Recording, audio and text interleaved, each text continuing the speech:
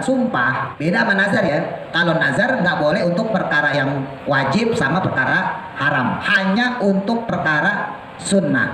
Jadi kalau sumpah nih ya, misalnya bapak ibu suatu ketika main ke rumah tetangga, disuguhin misalnya daging kambing, ya makan itu kan bukan perkara wajib, bukan perkara yang sunnah, hanya perkara mubah ya. Lah pas habis makan daging kambing, pala keleyengan, ternyata darahnya naik ya kan, darahnya tinggi. Sampai rumah bapak ibu ngomong, demi Allah saya nggak bakal makan daging kambing lagi. Itu sumpah itu, berarti berlaku di situ. Tapi kalau untuk nazar, nah itu nggak berlaku. Nazar itu hanya perkara yang sunnah, supaya perkara sunnah tadi ditingkatkan menjadi wajib. Ya misalnya, andai kata anak saya lulus PNS, saya pengen puasa Senin Kamis selama 1 bulan. Nah itu nazar. Yang tadinya puasa Senin Kamis sunnah menjadi wajib. Wa yukafiru, dan membayar kifarot. Kifarot itu denda kalau bahasa kita ya. Ada yang nyebut kafarot sama aja. Bikhilafiha, karena dengan melanggarnya. Jadi kalau orang yang melanggar sumpah, dia harus bayar kafarot. Ya, kalau di surah Al-Maidah disebutin fa kafaratuhu it'amu asyarata masakin min awsati ma tut'imun. Kafarah sumpah itu pilihannya 3 macam. 1, memberikan makan kepada orang-orang miskin sebanyak 10 orang, au kiswatuhum, atau memberikan baju 10, atau hariru raqabah, memerdekakan budak. Seandainya ya ngasih makan 10 orang miskin nggak bisa, orang dia sendiri yang miskin ya. Terus yang kedua, dia nggak bisa juga ngasih baju kepada orang miskin. Yang ketiga apalagi memerdekakan budak, nggak bisa. Faman lam yajid, maka kalau dia tidak menemukan yang tersebut, fasyiyam salasati ayyam, maka dia boleh berpuasa 3 hari.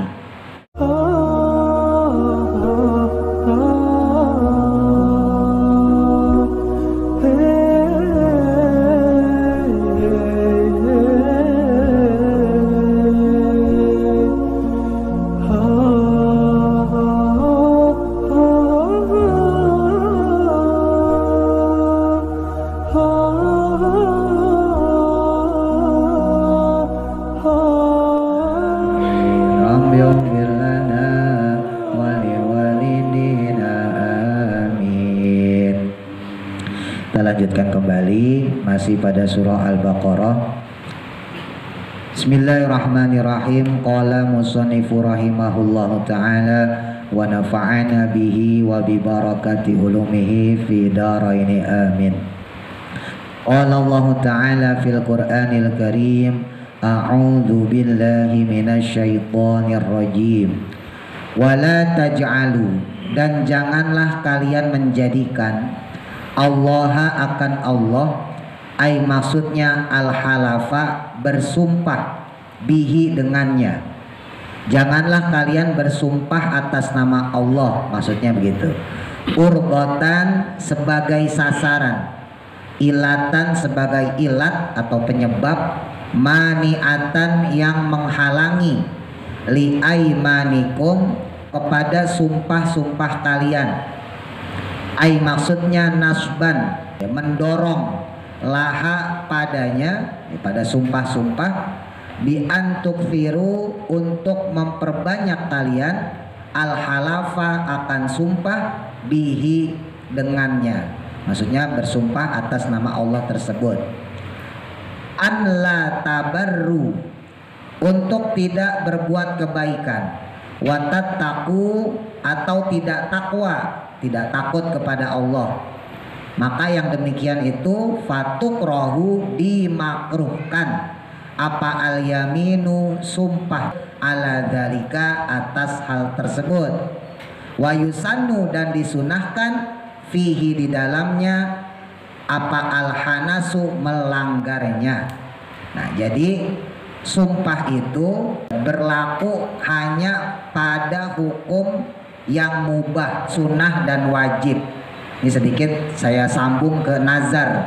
Walaupun pada ayat ini Bapak Ibu lebih kepada hal umum ya. Di antaranya nanti setelah ini masalah iqla ya, masalah talak, masalah perceraian. Tapi sebelumnya ini diawali secara umum dulu tentang sumpah ya. Kalau sumpah itu ada perbedaan dengan nazar. Ya, tapi sumpah juga punya persamaan dengan nazar. Di antaranya ya, nazar sama sumpah itu tidak berlaku untuk perkara yang haram. Ya, untuk perkara yang haram, sumpah sama nazar nggak boleh. Jadi seandainya ya, ada orang bernazar, andai kata sawah saya di kampung kejual, gitu ya, saya bikin pesta mabok-mabokan 7 hari 7 malam. Nah, itu kan perkara haram ya. Nah, maka nggak perlu dilakukan untuk nazar atau untuk sumpah. Demi Allah, ya, demi Allah saya bakal mabok-mabokan nanti kalau sawah di kampung saya kejual, gitu ya. Nah, itu juga nggak boleh. Nah, dia harus bayar kafarot. Ya, kalau di surah Al-Maidah disebutin, nanti kita pelajarin. Tapi kalau untuk perkara yang wajib, nah ini bedanya.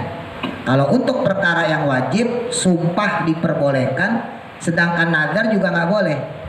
Ya, misal ada orang nazar, andai kata sawah saya kebeli sama orang di kampung, saya sholat 5 waktu. Itu mah nggak pakai kebeli, sholat 5 waktu udah wajib, nggak bisa dinazarin, paham ya? Tapi kalau yang sumpah boleh, demi Allah, andai kata nanti saya punya sawah kejual, maka saya akan sholat 5 waktu dengan rajin. Nah, itu boleh. Bedain ya, paham ya? Nah, jadi memang sumpah itu sifatnya reaktif. Ya, jadi ada sebutan dari seseorang, ya, kemudian kita nimpalin, makanya kita bersumpah. Tapi kalau nazar belum tentu reaktif, ya, belum tentu karena ada sebab. Bisa aja tiba-tiba nazar gitu ya, nggak ada apa-apa nih, toto kita, ya Allah, ntar mudah-mudahan kalau anak saya masuk PNS, ya saya mau sedekahan sekampung misalnya gitu. Nah, itu bisa aja terjadi walaupun tanpa ada orang yang kita ajak bicara, ya. Tapi kalau sumpah itu respon dari seseorang. Misal kita dituduh sama orang mencuri, atau bapak ibu yang dagang misalnya barangnya dianggap kurang bagus, barang jelek. Nah, terus kita ngomong, "Wah, demi Allah." Nah, itu. Jadi kata demi Allah tadi, sumpah tadi itu reaktif ya, reaksi spontan kita dari orang yang ragu dengan apa yang kita sampaikan. Atau mungkin kita menyampaikan kabar, ada keluarga kita misalnya meninggal, kita kabarin, si fulan meninggal Mas, Mbak, gitu. Nah, kita kabarin ini nggak percaya nih, ya, masa sih kemarin nama saya masih main gaple. Oh, itu ya, namanya umur ya, siapa yang tahu ya, kemarin main gaple sekarang modar ya kan. Nah, langsung kita nyebutin demi Allah bener. Nah, itu nggak apa-apa ya, yang kayak gitu nggak apa-apa. Sumpah dalam kaidah bahasa Arab, Bapak Ibu, dalam fikih itu ada 3 jenis. Kalau secara bahasanya ya, bisa pakai waw, bisa pakai ba, bisa pakai ta. Disebutnya kalau dalam kaidah bahasa Arab namanya huruf qasam, huruf sumpah ya, pakai waw, wallahi ya, pakai ta, tallahi, pakai ba, billahi. Itu 3-tiganya kalau diterjemahin ke bahasa Indonesia sama, demi Allah. Khusus manusia, kita makhluk Allah, nggak boleh kita bersumpah selain atas nama Allah. Tapi kalau buat Allah itu boleh bersumpah atas nama makhluknya. Ya. Perhatikan perbedaannya ya. Nah, kalau Allah tuh di Quran sering bersumpah dengan atas nama makhluknya. Misalnya apa?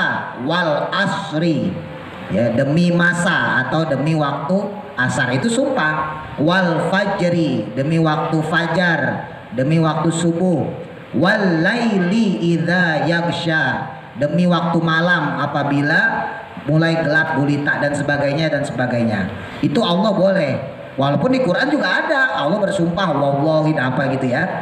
Tapi kalau manusia nggak boleh. Nggak boleh kita bersumpah demi gunung, nggak boleh. Demi orang tuamu misalnya gitu. Demi bapak ibu saya, nggak boleh. Buat manusia, karena kita sebagai makhluk, kalau sumpah harus atas nama Allah gitu ya. Nah, sumpah dan nazar ini hanya dihukumi kalau lewat ucapan, ya.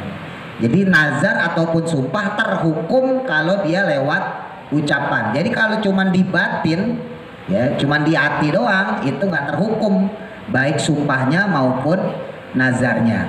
Jadi andai kata ada orang nazar tapi kok nggak diucapin, dalam hati aja, ngebatin aja, antar kalau sawah saya beli orang, saya mau sedekahan lah misalnya gitu ya. Tapi dalam hati ya, maka itu tidak terhukumi nazar ataupun sumpah ya.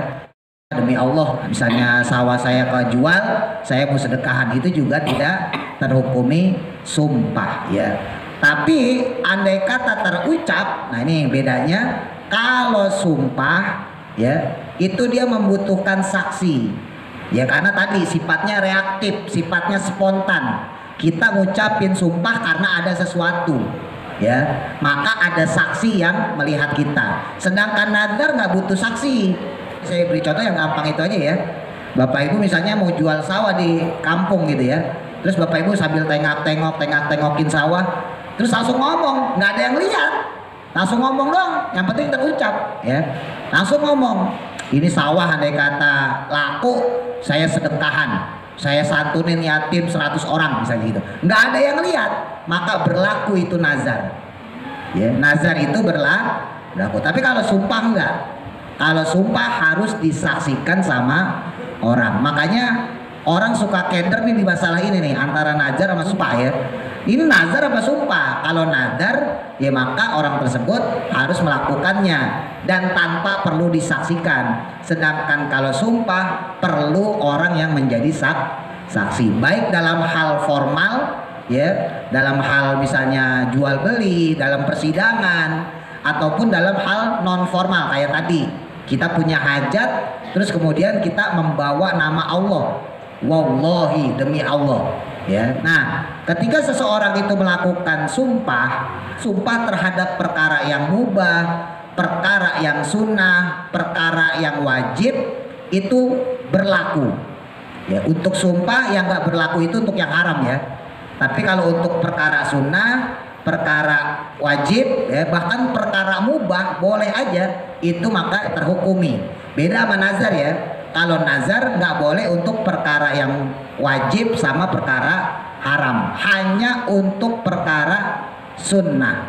Jadi kalau sumpah nih ya, misalnya Bapak Ibu suatu ketika main ke rumah tetangga, disuguhin misalnya daging kambing misal ya.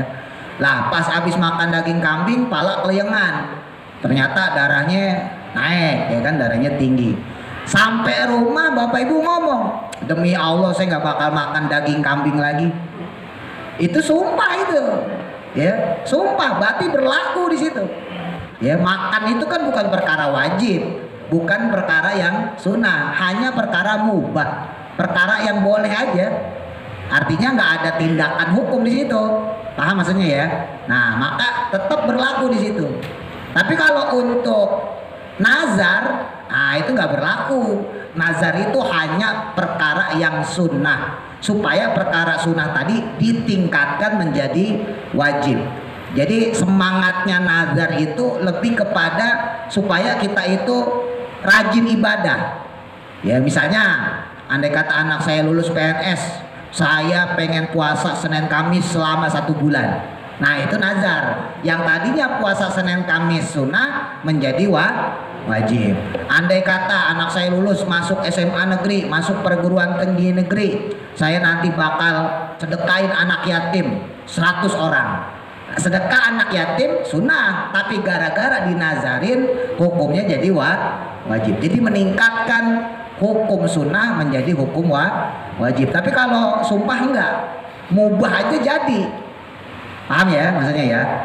Nah, maka di sini disebutin nih, wa yukafiru, dan membayar kifarot. Kifarot itu denda kalau bahasa kita ya. Ada yang nyebut kafarot, ada yang nyebut kifarot, sama aja. Membayar denda bi khilafiha, karena dengan melanggarnya, ala fi'lil birri, atas perbuatan yang baik, wa nahwihi, dan juga semacamnya, maksudnya perbuatan baik tersebut. Fahiyah, maksudnya adapun hal itu ta'atun, adalah ketaatan. Jadi kalau orang yang melanggar sumpah, dia harus bayar kafarot.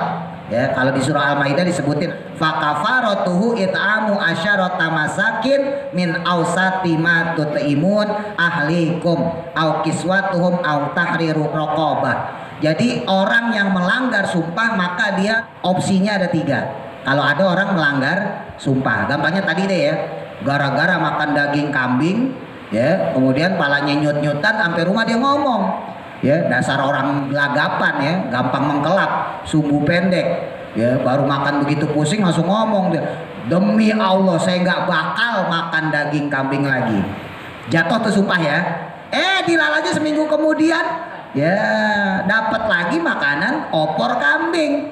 Lah ngiler juga ini. Mau makan udah sumpah. Lah gimana nih? Ya boleh makan, berarti dia melanggar. Nah, maka dia harus bayar kafaroh sumpah.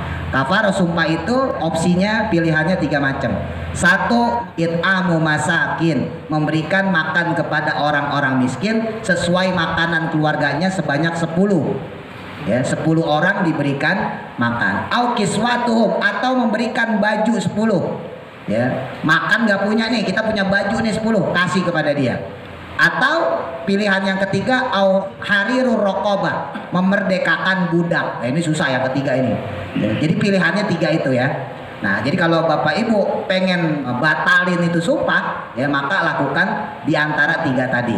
Ya, kalau seandainya ya ngasih makan 10 orang miskin nggak bisa, orang dia miskin, dianya sendiri yang miskin ya. Makanya jangan sembarangan sumpah ya, kadang-kadang nggak kebeli kambingnya ya kan.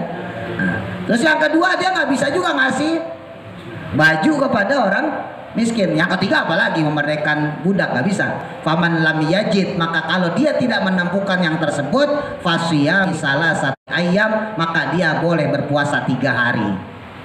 Ya, jadi andai kata sumpahnya itu kok dilanggar sama dia, lalu dia tidak mampu melakukan 3 opsi tadi, maka dia boleh berpuasa 3 hari. Nah, itu untuk sumpah. Ya, kalau untuk nazar nggak boleh. Beda ini. Tadi saya singgung ya. Kalau buat nazar, Bapak Ibu wajib melakukan ketika diberikan kemampuan melakukan itu. Misal, andai kata anak saya lulus sekolah, masuk perguruan tinggi negeri, saya bakal sedekah kepada 10 orang anak yatim atau 10 orang miskin. Ya. Pas anak dapat perguruan tinggi negeri, ya ternyata anaknya sakit. Keluarlah kita punya duit biaya ke dokter.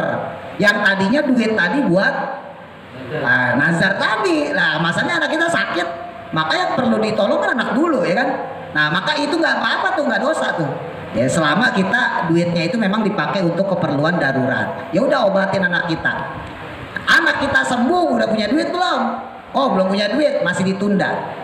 Tapi kemudian kalau udah punya duit, katakan sebulan kemudian ya masa sebulan kemudian kagak kekumpul ya, cuman 10 orang, taruhlah 1 orang 50.000 ya, 10 orang 500 ya, nah 500.000 misalnya gitu.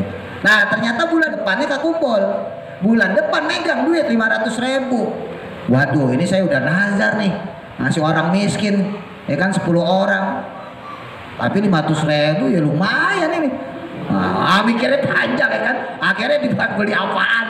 Nah itu dosa tuh ya, itu dosa. Kenapa? Karena tidak langsung ditunaikan, sekalipun dia berjanji ntar bulan depan aja deh, sekalipun dia ngomong ntar bulan depan aja, tetap dalam saat itu nazarnya tetap berlaku karena dia punya duit. Nah ini yang membedakan antara nazar sama sumpah ya. Kenapa? Karena memang kalau sumpah itu ya orang-orang Arab itu biasa Bapak Ibu ya.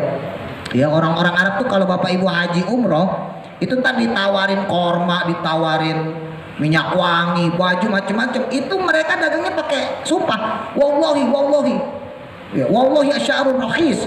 Demi Allah ini harganya murah. Itu biasa di sana itu. Bapak Ibu kalau jalan-jalan tuh ya ke tukang korma, ke tukang minyak wangi, ke tukang baju, ya, dia pakai sumpah itu. Wallahi demi Allah. Karena memang dari zaman Nabi udah biasa orang sumpah itu. Wallahi aslarul rakhis, ini harga murah gitu. Nah orang di Arab itu cerita guru saya, orang makan aja pakai sumpah. Makan, nih Bapak Ibu ngajak makan gitu ya kepada tamu nih. Wallahi nakul, demi Allah ayo kita makan. Udah kebiasaan di sana itu. Saking islaminya di zaman Nabi. Walaupun nggak salah ya, sama Nabi didiemin aja. Kebiasaan masyarakat Arab seperti itu. Walaupun kadang-kadang ya salah kaprah juga. Masa bang makan dong, wallahi, ayo demi Allah kita makan. Nggak usah pakai demi Allah juga makan kan, ibaratnya gitu ya. Cuman udah kebiasaannya seperti itu. Ya sama kayak kita yang mulai jadi kebiasaan nih. Kode kalau habis pengajian supaya bubar, kodenya apa?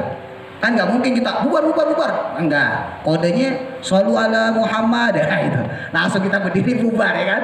Nah, kodenya kan itu ya. Walaupun secara syariat ada gak dalil kayak gitu? Kagak ada, tapi udah kebiasaan kita, ya nggak apa-apa.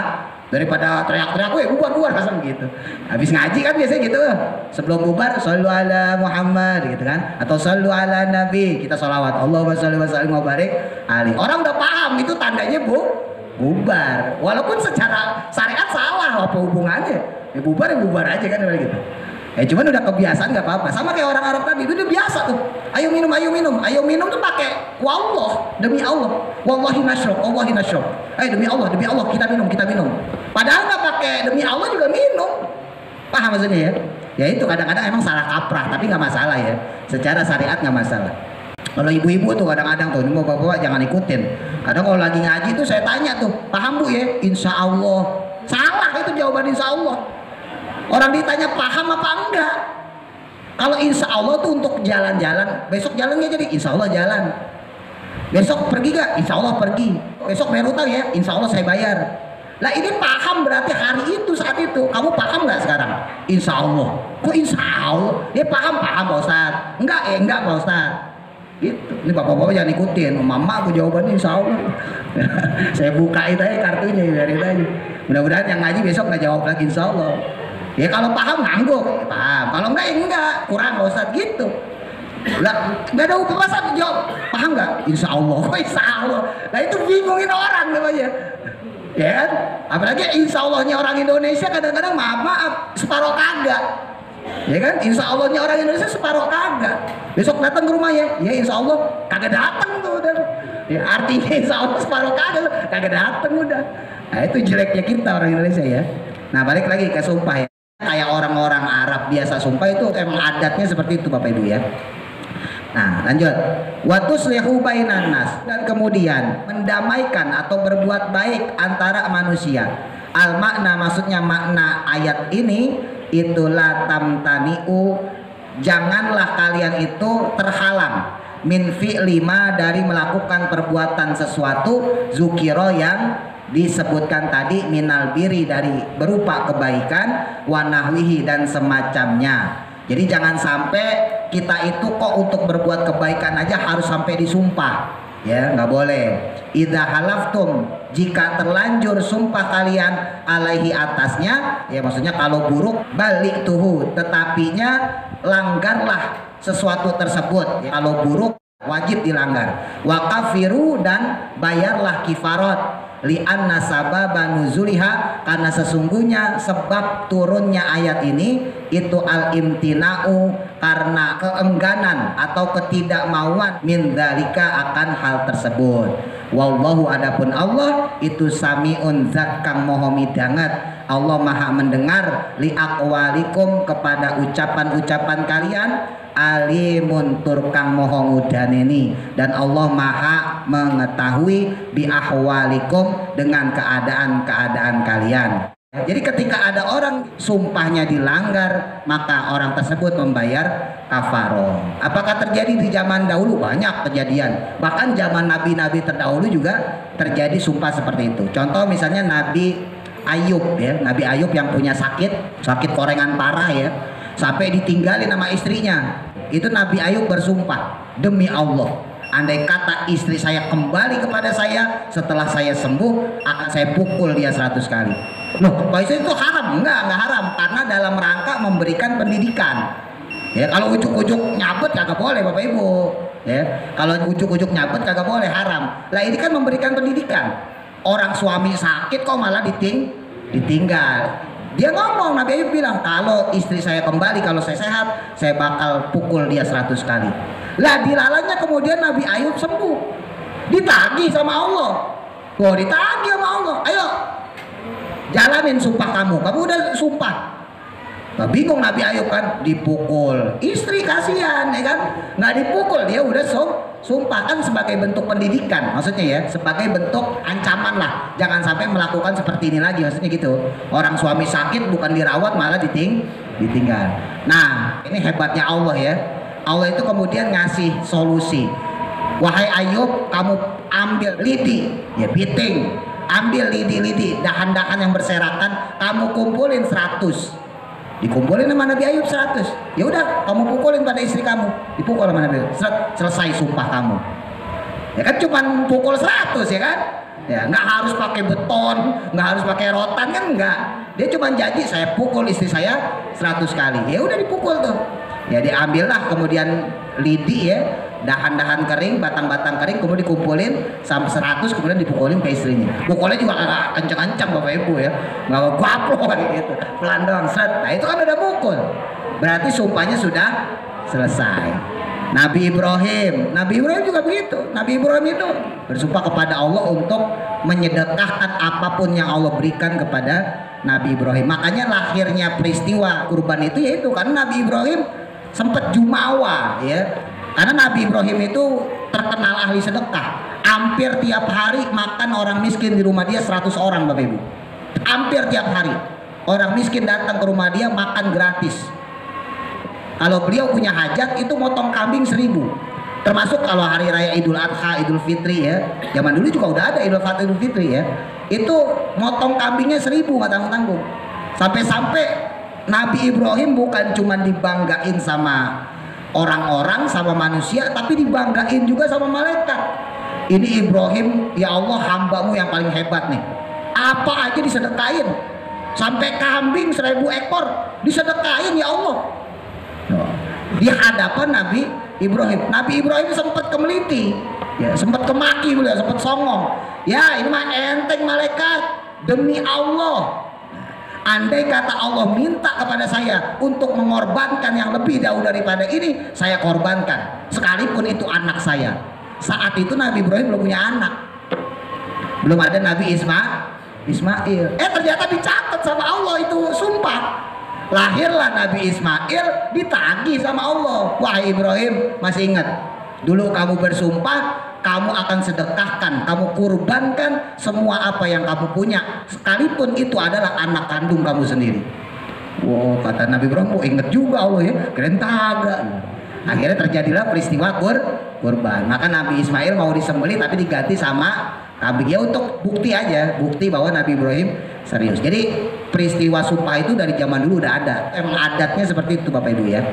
La yu'akhidukumullah, Allah itu tidak menghukumi bilagwi dengan sumpah yang main-main, alka ini yang kosong, maksudnya nggak ada maknanya sumpahnya, fi aimanikum dalam berbagai sumpah kalian. Wahwa maksudnya ada pun lafadz lagun tadi ya, lagun main-main di sini itu mah yaitu perkara yusabiku yang terlanjur keluar ilaihi kepadanya apa alisanu lisan min ghairi qasdil halfi, tanpa ada maksud bersumpah. Jadi sumpahnya spontan aja ya, nggak sengaja lah kalau bahasa kita. Nah itu nggak dihukumin kalau kayak gitu. Nahu contohnya la tidak, wallahi demi Allah, wabala atau benar, wallahi demi Allah. Nah kalau sumpah yang tidak sengaja keluarnya spontan, maka itu tidak dihukumi karena dianggap kosong. Ya tadi seperti saya sampaikan, orang Arab itu biasa ngomong wallahi itu tadi ya, wallahi nakul, wallahi nasyrab, demi Allah kita makan, demi Allah kita minum. Nah itu gak ada hukumnya itu, karena yang kayak begitu ya hanya kebiasaan ngucap aja, respon. Fala isma alaihi, fala isma maka tidak ada dosa alaihi atasnya, maksudnya atas sumpah yang asal-asalan maksudnya ya. Wala kifaratun, dan juga tidak ada kifarat ya, tidak ada kafarat, nggak ada penebusnya. Jadi nggak perlu yang tadi tuh ngasih makan 10 orang miskin, baju orang miskin, atau memerdekakan budak, nggak perlu kalau kayak gitu. Walakin tetapinya yu'akhidukum, Allah itu menghukum kalian bima dengan perkara kasabat yang menyengaja qulubukum, hati-hati kalian. Nah nih, jadi yang dihukum oleh Allah adalah perkara yang memang disengaja. Ai maksudnya qasadahu, menyengajaknya ya, menyengaja bersumpah kemudian melanggarnya, minal aimani dari berbagai sumpah, idza hanastum ketika kalian melanggarnya. Jadi jelas ya, kayak pejabat-pejabat itu ngeri loh Bapak Ibu. Bapak Ibu kalau melihat pelantikan presiden, DPR ya, menteri-menteri itu sumpah itu demi Allah ya. Kalau yang agama lain demi Tuhan apa gitu ya. Kalau yang Islam demi Allah pakai Quran itu. Demi Allah saya berjanji akan membaktikan diri saya kepada negara ini. Wah, dan seterusnya tuh ya. Termasuk di dalamnya kan janji untuk tidak korupsi, ya, tidak menyalahgunakan wewenang jabatan. Wah, itu berat itu. Makanya untuk Bapak Ibu nggak jadi pejabat ya. Bersyukurlah ada orang yang nanggung beban sumpah itu. Oh, itu ngeri. Emang di dunia nggak ada masalah, siapa yang tahu? Tapi nanti di akhirat, oh mereka diadilin itu paling depan. Ya, makanya di antara orang yang diselamatkan sama Allah ya di hari kiamat nanti adalah al-imamu adilun, yaitu pemimpin yang adil. Kenapa? Karena dia menanggung sumpah itu. Demi Allah saya akan mensejahterakan bangsa saya, mensejahterakan rakyat saya, ya, memakmurkan masyarakat saya. Lah itu sumpah. Lah kalau dia main-main berarti dia melanggar sumpah, padahal itu sebuah kewajiban bagi dia. Nah, Allah tuh menghukumi yang kayak begitu. Ya, wallahu adapun Allah itu ghafurun, zat kang akeh ngapurane. Allah maha mengampuni lima kepada sesuatu karena yang ada minal lagwi daripada sumpah yang tidak sengaja tadi, sumpah yang bohong-bohongan tadi. Halimun dan juga maha penyantun. Maksudnya apa penyantun? Bitakhiril ukubati, dengan menundanya Allah terhadap hukuman an mustahiqiha kepada orang yang berhak menerimanya atau orang yang bersumpah tadi. Jadi ini hebatnya Allah. Walaupun orang tadi belum melaksanakan sumpahnya, kalau nazar belum melaksanakan nazarnya, Allah nggak langsung memberikan dia hukuman. Ya, inilah bedanya umat Nabi Muhammad Shallallahu Alaihi Wasallam dengan umat-umat terdahulu, Bapak Ibu. Umat-umat terdahulu itu kalau diazab langsung. Ya, umat Nabi Nuh diazab langsung dikasih banjir, Nabi Lut dikasih gempa bumi, umatnya ya langsung ditebalikin, dan yang lain-lain. Umat Nabi dulu itu kalau membangkang ya, mengingkari suatu amanah dari Allah, dari Rasulnya, langsung diberikan azab seketika itu juga. Nah, ini bedanya. Nabi Muhammad yang minta, ya Allah, andai kata umatku punya salah, andai kata umatku punya dosa, ya Allah tunda sampai dia meninggal. Kalau bisa juga tunda ya Allah sampai nanti di akhirat, jangan dulu disiksa di alam barzakh. Makanya di agama kita, agama Islam yang dibawa oleh Nabi Muhammad SAW, itu diskonnya banyak, Bapak Ibu. Bapak Ibu melakukan perbuatan salah itu masih ditunggu 4 jam, kagak langsung dosa. Ya, malaikatnya nungguin 4 jam. Barangkali dia habis ngomongin orang istighfar. Ya, ditungguin itu. Bapak Ibu dari pagi ya, ada malaikat siang ditungguin. Nggak istighfar juga. Itu malaikat masih nungguin sampai 12 jam. Barangkali ntar dia sholat, barangkali dia tahajud, barangkali dia zikir, ntar diampunin sama Allah. Belum ditulis. Sampai 12 jam kok dia nggak istighfar, baru ditulis kesalahannya. Itu sampai segitunya tuh. Dan itu pun nggak langsung dikasih azab. Ya dosa aja, ada dosa numpuk, dosa numpuk, itu aja terus sampai dia mau meninggal. Pas mau meninggal kok sakratul mautnya tobat ya. Ya Allah, saya akuin dosa-dosa saya. Habis semua waktu, hancur semua tuh. Tuh. Enaknya orang Islam tuh. Tapi kan masa nungguin sakratul maut? Iya, kalau sakratul mautnya masih ada artinya kayak gitu kan, semuanya itu berkaitan dengan apa yang biasa kita lakukan sehari-hari. Bapak Ibu biasa ngucap la ilaha illallah, biasa ngucap istighfar, insya Allah sakratul mautnya gampang. Ngucap la ilaha illallah, ngucap istighfar. Nah, kalau orang kagak biasa ngucap istighfar, gak biasa ngucap la ilaha illallah, ya sakratul mautnya juga susah. Gimana dia mau mentaubati apa-apa yang dia lakukan selama ini kan gitu. Bagaimana dia bisa untuk mengakui kesalahan dia selama ini kalau selama ini dia hidup nggak pernah ngakuin kesalahannya, ya nggak pernah taubatnya dia kepada Allah. Nah, maka balik lagi ya, jadi andai kata ada orang dia mendapatkan kewajiban untuk melaksanakan sumpahnya, maka segera dia harus melaksanakan sumpahnya. Begitu pula dengan nazar. Bedanya kalau nazar nggak bisa digantiin, sedangkan sumpah bisa digantiin. Wallahu a'lam. Mudah-mudahan manfaat. Al-Fatihah. A'udzu billahi minasy syaithanir rajim. Bismillahirrahmanirrahim.